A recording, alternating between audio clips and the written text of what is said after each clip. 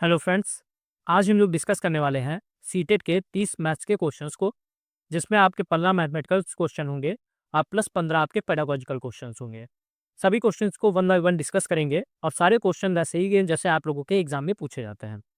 पहला क्वेश्चन आप लोगों को स्क्रीन पर दिख रहा होगा, संख्या 24-24 में 2 के स्थानीय मानों का योगफल क्या होगा।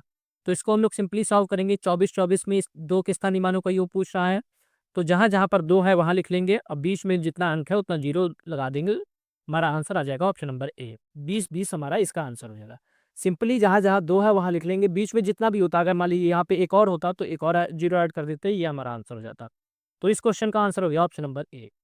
सेकंड क्वेश्चन है, 10011 को 101 से भाग देने पर शेषफल क्या होगा। तो 101 से भाग देना है 10011 को। तो सबसे पहले हम लोग यहाँ पर देखते हैं 9 से डिवाइड करके। तो 9 बार में तो ये हो जाएगा हमारा 909। तो 11 में से 9 गया 2। अब यहाँ बचा 9, 9 में से 0 गया 9 और यहाँ पर 0। फिर उतार लिया 1। अब फिर से हम लोग देखते हैं, ये हमारा 9 बार में चला जाएगा तो ये हो जाएगा 909। 11 में से 9 गया 2 और 1 में से यहाँ पर 1 बचा तो 12 हमारा यहाँ से आ जाएगा शेषफल। तो इस क्वेश्चन का आंसर हो जाएगा option number A. Simply divide कर देना था, 99 हमारा भागफल हो गया और 12 हमारा हो गया शेषफल। नेक्स्ट हम लोग क्वेश्चन देखते हैं, संख्या 105 के सभी धनात्मक गुणनखंडों का योगफल क्या होगा। तो जब भी ऐसा क्वेश्चन आएगा सबसे पहले हम लोग इसका जो है गुणनखंड कर लेंगे। 3 से डिवाइड करेंगे, 3 तिया 9 बचा 1, 3 पचे 15। फिर 5 से करेंगे, 5 सते 35। फिर 7 से करेंगे, 1 हो जाएगा। तो गुणनखंड आएगा हमारे 3 गुणे 5 गुणे 7। अब क्या करेंगे हम लोग, इसको हम लोगों ने पहले भी डिस्कस किया हुआ है कि 3 की घात 0, फिर उसके बाद मान लीजिए लिख लेंगे प्लस 3 की घात 1। ऐसे ही यहाँ पर ये यहाँ पर अगर 3 की घात 2 होता तो 0 से 1 2 2 तक जाते। चूंकि यहाँ पर 3 की घात 1 था तो 0 से 1 तक गए। ऐसे ही हमारा जो है 5 का देखेंगे तो 5 की घात यहाँ पर पहले हो जाएगा 0, फिर प्लस 5 की घात 1। ऐसे ही 7 की घात 0 प्लस 7 की घात 1। अब किसी भी संख्या की घात अगर 0 है तो उसका मान 1 होगा, प्लस 3 यहाँ पर हो जाएगा गुणे 5, सॉरी 1 हो जाएगा। 5 की घात 0 का मतलब हो जाएगा 1 प्लस 5, फिर गुणे 7 की घात 0 का मतलब 1 प्लस 7। तो ये हो जाएगा 4 गुणे ये हो जाएगा 5 1 6 गुणे 7 1 8। तो ये हो जाएगा हमारा 6 चौक 24 गुणे 8। 24 और 8 की गुणा करेंगे, 8 चौको 32, 8 दूनी 16 और 3 19, 192 हमारा आंसर हो जाएगा ऑप्शन नंबर ए। सिंपली सबसे पहले हम लोग गुणनखंड कर लेते हैं। यहाँ पर 3 की घात 1 था तो 3 की घात 0 प्लस 3 की घात 1 लिख दिया हम लोगों ने। फिर 5 की घात भी 1 था तो 0 1 लिख दिया। अगर मान लीजिए यहाँ पे होता जैसे 7 की घात 3 तो 7 की घात 0 प्लस 7 की घात 1 प्लस 7 की घात 2 प्लस 7 की घात 3, इस तरीके से सॉल्व करते हैं। 1 था तो सिंपली हमारा इसको सॉल्व हो गया, 192 हमारा इसका आंसर हो गया। नेक्स्ट क्वेश्चन हम लोग देखते हैं, एक रेलगाड़ी जो 29 अगस्त 2023 को चलती है 16:30 पे अंतर अपने गंतव्य पर 31 अगस्त को 8:45 पर पहुंचती है। यात्रा का कुल समय बताना है। तो 29 अगस्त को उसने चलना स्टार्ट किया 16:30 और 30 अगस्त तक की अगर हम लोग देखेंगे, 30 अगस्त का टाइम तो 16:30 तक हो गया, ये 24 घंटा। अब ये 24 घंटा हो गया। अब 30 अगस्त को 16:30 तक का 24 घंटा पता चल गया। अब 30 अगस्त से हम लोग 31 अगस्त के सुबह अगर 4:30 तक का टाइम देखेंगे, क्योंकि 16:30 का मतलब हो गया 4:30 पीएम, 4:30 पीएम। और 31 अगस्त को अगर देखेंगे तो 4:30 एएम हो गया। तो ये हमारा 12 घंटा यहाँ से हो गया। तो 24 घंटा वो, 12 घंटा ये। और अब 31 अगस्त को हम लोग निकाल लेंगे 4:30 एएम से 8:45 एएम तक का टाइम। तो 4:30 से 8:45 तक का निकालेंगे तो 4 घंटा 15 मिनट हमको यहाँ से मिल जाएगा। इसका बीच का टाइम 4 घंटा 15 मिनट। तो अब हम लोग इसको जोड़ देंगे, ये 4 घंटा 15 मिनट हो गया। तो ये 15 का 15 और 24 और 12 हो गया 36, 36 और 4 हो गया 40, यानी 40 घंटा 15 मिनट हमारा इस क्वेश्चन का आंसर हो जाएगा। तो ऑप्शन नंबर सी हो जाएगा। इसको आप लोग घटा के भी लगा सकते हैं, वरना सिंपली आप लोग अपने व्यवहारिकल में जो व्यवहारिक मेथड है उससे लगा सकते हो। 29 से 30 के बीच का 24 घंटा हो गया, 30 से 31 तक का 12 घंटा हो गया, फिर आगे बचा 4.25 घंटा, सबको जोड़ दिया, हमारा आंसर आ गया। नेक्स्ट है, रवि के पास 1 दर्जन चॉकलेट है, यानी 12 चॉकलेट है उसके पास, 1 दर्जन में 12। उनका 1/3 भाग अपने पड़ोसी को, 12 का 1/3 हो गया 4, तो 4 उसने दे दिया पड़ोसी को, 1/6 तो 12 का 1/6 निकाले हुए 2 रेहाना को और 1/4 भाग अपनी बहन को दे दिया। तो 1/4 का मतलब 3 अपनी बहन को दे दिया। तो अब उसके पास कितनी चॉकलेट बची? 4, 2, 6 और 3 चॉकलेट उसने बाँट दी, यानी 4, 2, 6, 3, 9। 9 चॉकलेट उसने बाँट दी, 12 चॉकलेट थी, तो उसके पास बची अब 3 चॉकलेट। तो यहाँ पर है सबसे पहले 12 उसके पास थी, उसने 4 बाँट दी अपने पड़ोसी को, 2 रेहाना को और 3 उसने जो है अपनी बहन को दे दी, यानी 9 चॉकलेट उसके पास शेष बची। नेक्स्ट 36, 54 और 60 का सबसे छोटा सारगुड़ज एलसीएम और उसको भाग करना है 90 से। तो 36, 54 और 60, तो इसका हम लोग निकाल लेंगे एलसीएम। तो ये हो जाएगा 18, ये हो जाएगा 27, ये हो जाएगा 30। फिर 2 से 9, ये 27, ये 15। जल्दी जल्दी हम लोग क्वेश्चन को सॉल्व कर रहे हैं क्योंकि अब टाइम कम बचा हुआ है। तो जल्दी जल्दी जितना ज़्यादा से ज़्यादा क्वेश्चन होगा उसका हम लोग प्रैक्टिस कर सकते हैं। फिर यहाँ 3 से डिवाइड किया, 1, ये 3, ये 5। तो एलसीएम हमारा आ गया 2 गुणे 2 गुणे 3 गुणे 3 गुणे 3 गुणे 5। तो 2 दूनी 4, तिया 12, तिया 36 और 36 और ये हमारा हो गया 15। 36 गुणे 15, ये हमारा आ गया एलसीएम। अब इसको हमको भाग करना है 90 से, यानी 90 से डिवाइड कर देंगे, 15 छक्का 90, 6 से डिवाइड कर देंगे 6, यानी ऑप्शन नंबर डी हमारा सही हो जाएगा। यहाँ से एलसीएम निकाला, पूरी इन लोगों ने गुणा नहीं की, 36 गुणे 15 पे छोड़ दिया क्योंकि 90 से डिवाइड करना था। 90 से डिवाइड किया, 15 से ये कट गया 6 बार में, 36 को 6 से डिवाइड किया तो 6 आ गया हमारा आंसर। नेक्स्ट है, नदी में 3 किलो 500 ग्राम सेब, 2 किलो अंगूर और 1 किलो 250 ग्राम आम खरीदे, फलों का कुल वजन क्या था? तो इसको लगाने के लिए हम लोग करेंगे कि 3 किलो 3 केजी 500 ग्राम, फिर 2 केजी अंगूर यानी 0 ग्राम हो गया, इसको लिखे या ना लिखे, फिर 1 केजी 250 ग्राम आम। तो इसको जोड़ देंगे, 500 250 750 हो गया, 750 ग्राम, 3 2 5 और 1 6, तो 6 केजी 750 ग्राम हमारा आंसर हो गया ऑप्शन नंबर बी। नेक्स्ट देखते हैं, 3.5 समकोणों यानी 3 सही 1/2, तो ये हो जाएगा वहाँ 3 दूनी 6 1 7/2। समकोणों में डिग्रियों की संख्या, तो समकोण में कह रहा है तो हम लोग 90 से गुना कर देंगे। तो 2 से डिवाइड किया 45, अब 7 पचे 35, 7 चौको 28 और 3 31, 315 हमारा इस क्वेश्चन का आंसर हो जाएगा ऑप्शन नंबर डी। सिंपली समकोण निकालना था तो 90 से गुना कर देना था। नेक्स्ट, एक वर्ग की भुजा 10 सेंटीमीटर है, यदि वर्ग की भुजा को दोगुना कर दिया जाए तो नया परिमाप होगा। तो वर्ग की भुजा 10 है, तो पहले अगर परिमाप निकाले में वर्ग का तो 40 हो जाएगा क्योंकि 4 गुणे भुजा होता है। अब भुजा दोगुनी कर दी गई यानी 20 हो गई, अब हमारा परिमाप 80 हो जाएगा, तो दोगुना हो जाएगा। तो सिंपली जब भी कहेगा वर्ग की भुजा को दोगुना किया जा रहा है तो परिमाप भी हमारा जो है वो दोगुना हो जाएगा। नेक्स्ट है, और अगर क्षेत्रफल पूछा जाएगा तो क्षेत्रफल 4 गुना हो जाएगा। निम्नलिखित में से किस आकृति रैखिक सममित नहीं होती है लेकिन घूर्णन सममित होती है? तो आयत में रैखिक सममित भी होती है और घूर्णन सममित भी होती है। समचतुर्भुज में भी रैखिक सममित होती है और समबाहु त्रिभुज में भी रैखिक सममित होती है, जबकि समांतर चतुर्भुज ऐसा है जिसमें रैखिक सममित नहीं होती है लेकिन घूर्णन सममित होती है। 180 डिग्री पे अगर समांतर चतुर्भुज को घुमाया जाएगा तो हमें सेम समांतर चतुर्भुज जैसी आकृति मिलेगी, यानी घूर्णन सममित होगी, पर एक भू रैखिक सममित नहीं होगी।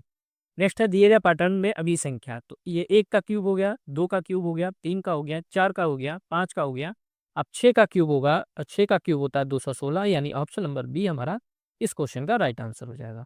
नेक्स्ट है, कक्षा 2 के छात्रों को 44 लिखने के लिए कहा गया, तो कुछ ने 404 लिखा, अध्यापक के रूप में आप इसे कैसे संबोधित करेंगे? तो इसमें हम लोगों को बताना है कि अगर 44 को 404 लिख रहा है तो इसको कैसे संबोधित करेंगे? तो इसमें ऑप्शन नंबर बी हमारा सही हो जाएगा, उन्हें मूर्त पदार्थ से विनिमय नियम को समझाएंगे। यानी जो कक्षा 2 का बच्चा है वो उसके सामने जितनी चीज़ें हैं उससे ज़्यादा अच्छे से सीखता है, यानी मूर्त जो वस्तुएं रहेंगी उनसे अच्छे से सीखेगा, तो मूर्त पदार्थ से विनिमय समझाएंगे। कापियों में सही उत्तर लिखेंगे तो गलत हो जाएगा क्योंकि कापियों में सही उत्तर लिखने से उसको नहीं समझना होगा, और उनको उस समूह में बैठाएंगे जिसने सही लिखा है, तो ये भी गलत हो जाएगा क्योंकि कक्षा 2 का बच्चा सामूहिक कार्य उतना अच्छे से नहीं करेगा, उन्हें 10 बार सही लिखने को कहेंगे। तो इससे भी कोई फ़ायदा नहीं है क्योंकि कक्षा 2 के बच्चे के ऊपर बर्डन नहीं डालना है। और जो हमारा एनसीएफ एनईपी है वो भी कहता है कि आप इस तरीके की जो ऑप्शन है उनको हम लोगों को हटा देना है, एलिमिनेट कर देना है। इस क्वेश्चन का आंसर हो जाएगा ऑप्शन नंबर बी। नेक्स्ट है, एक बीकर के 3/7 भाग में पानी है, बीकर को ऊपर तक भरने के लिए 16 लीटर पानी की आवश्यकता होती है, बीकर की धारिता। तो 3/7 भाग में पानी है, टोटल भाग होता है 1, तो बच गया हमारा 7, 7 में से 3 गया 4, यानी 4/7 भाग बचा हुआ है। 4/7 भाग को भरने के लिए 16 लीटर पानी चाहिए, यानी 4 से डिवाइड कर देंगे, 4 चौको 16, तो 1 बराबर हो जाएगा 4 गुणे 7 मतलब 28, तो 28 लीटर धारिता हो जाएगी। क्योंकि जो पूरी धारिता होती है वो 1 भाग होती है और 1 भाग की वैल्यू हम लोगों ने निकाली 28, इसलिए हमारा आंसर हो जाएगा 28। नेक्स्ट है, एक घनाभ में कितने किनारे यानी एज पूछा गया है, तो घनाभ में जो किनारे होते हैं वो 12 होते हैं। कोने अगर आप लोगों से पूछा जाए तो कोने 8 होते हैं, और फलक पूछ लिया जाए तो फलक 6 होते हैं। तो जिस कमरे में आप बैठे हो उसी में आप लोग इसको देख सकते हैं, 6 फलक मिलेंगे, 8 कोने मिल जाएंगे और 12 किनारे आप लोगों को मिल जाएंगे। इस क्वेश्चन का आंसर हो जाएगा ऑप्शन नंबर सी।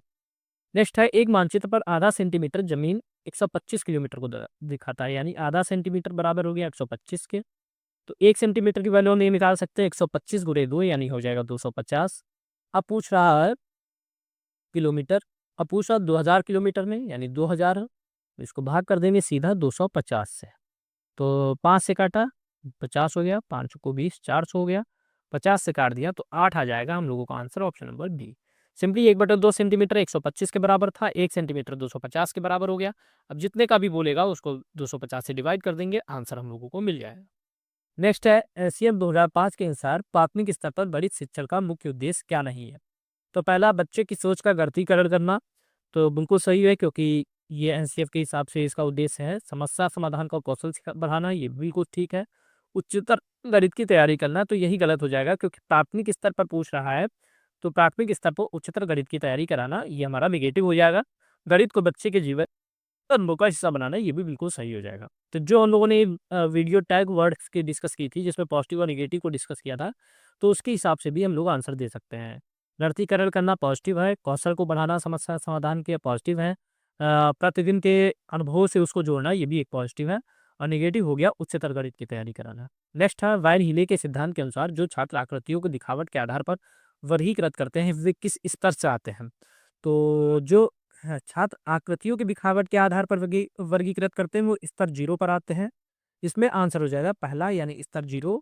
इसको हम लोग चाक्षुषीकरण कहते हैं। जब भी बच्चा आप लोगों को बोलेगा कि बनावट, दिखावट, शेप के आधार पर पहचानता है, तो वह लेवल 0 के पर होता है।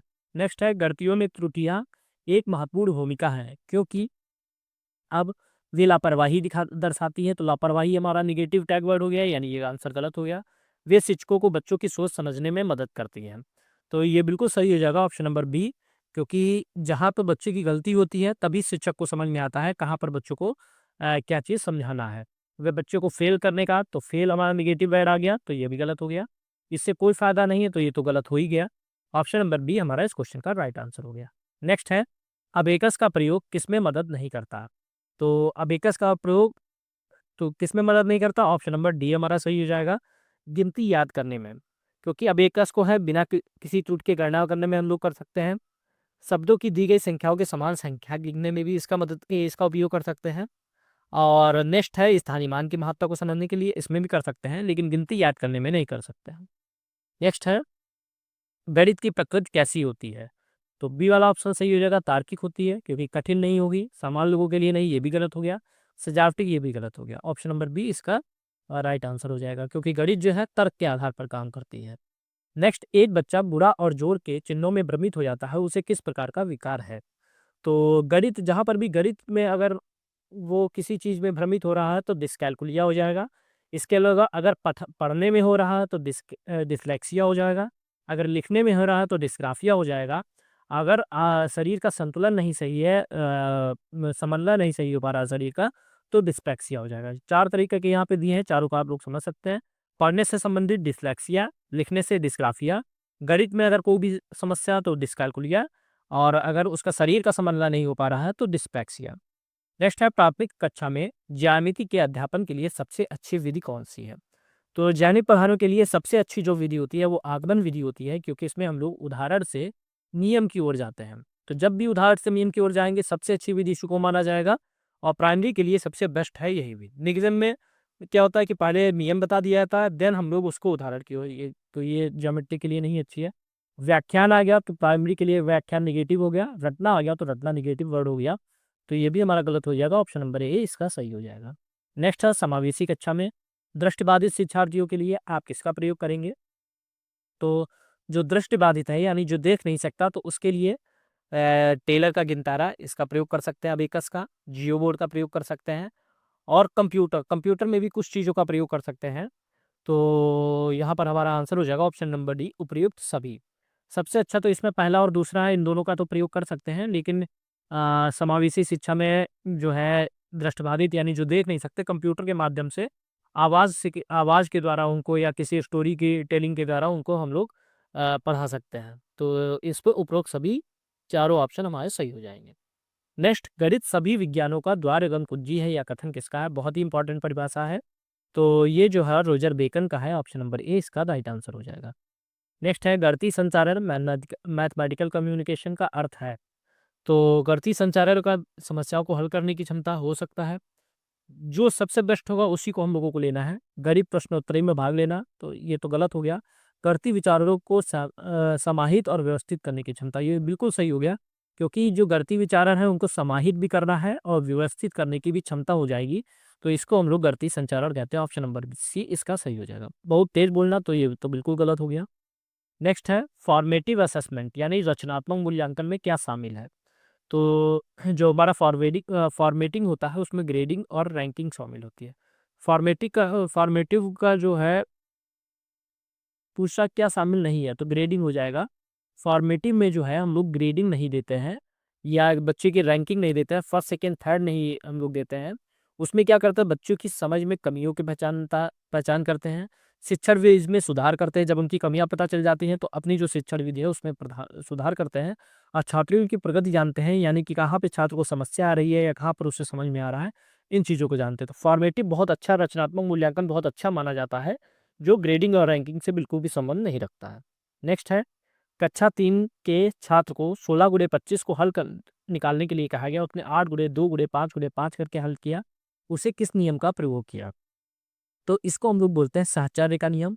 जब भी 16 गुणे 25 है, इसको उसने तोड़ दिया 8 गुणे 2 में और 5 गुणे 5 में, तो इसको हम लोग सहचर्य का नियम करते हैं। जब गुणनखंडों को तोड़कर या समूह बनाकर गुणा करते हैं तो वह सहचर्य का गुण होता है। नेक्स्ट है, राष्ट्रीय शिक्षा नीति एनईपी 2020 किस पर बल देती है? तो इसमें हमारा हो जाएगा समप्रत्यय समझ, यानी कॉन्सेप्चुअल अंडरस्टैंडिंग पर जोर देती है। एनईपी परीक्षा के लिए पढ़ना बिल्कुल गलत है। वेदहर अभ्यास यानी ड्रिल और प्रैक्टिस के लिए गलत है, प्राइमरी में प्रैक्टिस नहीं करवाना है। और केवल पाठ्यक्रम पूरा करना, ये भी गलत है। यहाँ पर देखिए निगेटिव टैग वर्ड में देखेंगे तो परीक्षा के लिए पढ़ना, तो परीक्षा हमारा निगेटिव हो गया, गलत हो गया। अभ्यास हमारा निगेटिव हो गया, गलत हो गया। केवल शब्द आ गया है, गलत हो गया। जो बचा वो हमारा सही हो गया। इस तरीके से भी हम लोग एलिमिनेट करके इनके आंसर दे सकते हैं। नेक्स्ट है, गणित में प्रतिचित्रण, इसको हम लोग कहते हैं मैपिंग, के लिए कौन सा कथन सत्य नहीं है? तो मैपिंग के लिए, या गणित पाठ्यक्रम का भाग नहीं है, यही वाला हमारा सही हो जाएगा, कह रहा सत्य नहीं है। तो यह स्थानिक चिंतन बढ़ाता, तो मैपिंग स्थानिक चिंतन बढ़ाता, बिल्कुल सही है। अगर हम लोग ऑप्शन के टैगिंग वर्ड से देखेंगे तो चिंतन को बढ़ावा देना बिल्कुल ठीक है, समानुपाती विवेचन को प्रोत्साहित करना बिल्कुल ठीक है, या कई विषयों को समाकलित किया जा सकता है, ये भी बिल्कुल सही है। लेकिन यह गणित पाठ्यक्रम का भाग नहीं है तो गलत हो गया, क्योंकि मैपिंग जो है बहुत इंपॉर्टेंट भाग है मैथ का। नेक्स्ट है, एक अच्छा गणितज्ञ होने के लिए क्या जरूरी है? तो इसमें हम लोग देखते हैं, ये लास्ट क्वेश्चन हम लोगों का, सूत्रों को याद करना तो बिल्कुल गलत है। बहुत जल्दी सवाल है करना, ये भी गलत है। अगर हम लोग 5 सेकंड में आंसर दे दें और गलत दे दें तो कोई उसका मतलब नहीं है। सभी अवधारणाओं को समझना, लागू करना और उनमें संबंध बनाना भी, ये बिल्कुल सही है। गणित को अच्छे से पढ़ने का मतलब है कि जो हमारी अवधारणाएं उनको समझना, लागू करना, उनमें कैसे संबंध है उसको हम लोगों को समझ में आना चाहिए। सवालों के उत्तर देना ये भी हमारा गलत हो गया। तो ये 30 क्वेश्चन हम लोगों ने आज डिस्कस किया। आप लोग कमेंट बॉक्स में बता सकते हैं आप लोगों का कितना स्कोर रहा। नेक्स्ट वीडियो में हम लोग अगले 30 क्वेश्चंस को डिस्कस करेंगे, जिसमें आप लोगों को मैथमेटिकल और पेडागोजिकल दोनों क्वेश्चंस आएंगे। अगर आप लोगों को वीडियो पसंद आया तो वीडियो को लाइक करिए, साथ ही साथ चैनल को सब्सक्राइब करिए। मिलते हैं नेक्स्ट वीडियो में। Thank you.